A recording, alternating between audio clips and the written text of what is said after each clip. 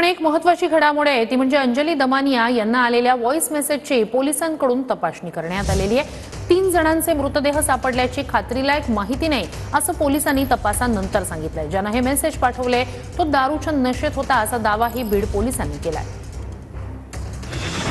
बसवेश्वर कल्याणला 3 मृतदेह सापडल्याची अंजली दमानिया यांना व्हॉइस मेसेजद्वारे माहिती मिळाली होती। मात्र दमानियांना मिळालेली माहिती खात्रीलायक नाही। बीड पोलिसांनी तपासणी केली आहे। एका व्यक्तीने दारूच्या नशेत असं कृत्य केल्याचं निष्पन्न झाल्याचं पोलिसांचं म्हणणं आहे। कृपया अशी कोणतीही माहिती असल्यास प्रथम पोलिसांशी संपर्क करावा असंही आवाहन पोलिसांनी केलंय।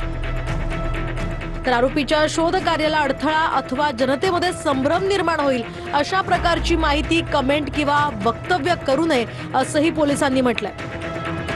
शिवाय काही उपयुक्त माहिती असल्यास बीड पोलिसांना कळवून तपास कार्यास सहकार्य करावं असंही आवाहन बीड पोलिसांनी केलंय।